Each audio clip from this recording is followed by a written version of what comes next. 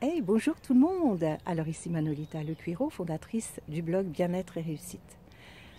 Alors aujourd'hui, je me trouve dans un endroit magnifique au bord de la Loire et je voulais profiter de ce moment magique pour vous poser une question. Savez-vous utiliser votre discernement pour reconnaître une opportunité d'un problème? Je vais vous raconter une petite histoire pour ça. Au siècle dernier, un fabricant de chaussures très connu a envoyé un de ses représentants en Afrique pour étudier le marché.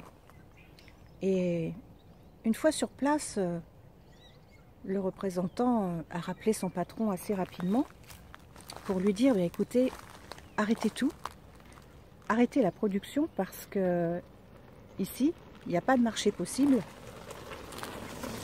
Personne, mais vraiment personne ne porte de chaussures.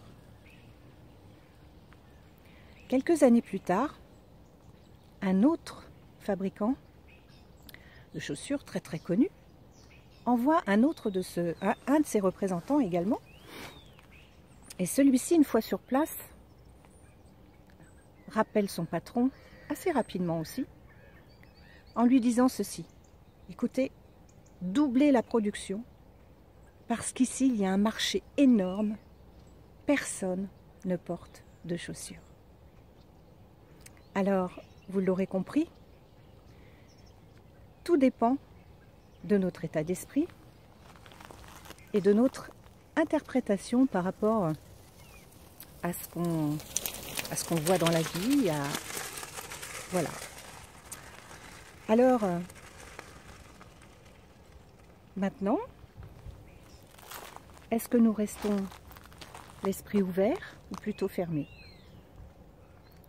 Est-ce que nous restons dans un état d'esprit fixe ou est-ce que nous évoluons dans un état d'esprit de développement? Ça, vous pourrez retrouver la différence dans le fameux livre de Carol Dweck qui a fait une étude là-dessus, une étude très intéressante. Il faut savoir qu'on peut passer aussi d'un état d'esprit fixe à un état d'esprit de développement. Comment? Bien, tout simplement en prenant conscience des choses.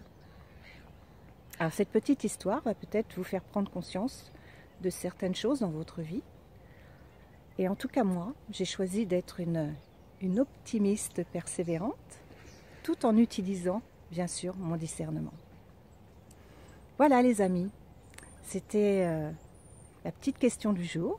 Moi je vais reprendre ma randonnée en vous souhaitant une excellente journée. À bientôt tout le monde. Bye.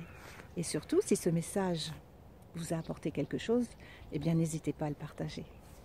Bye.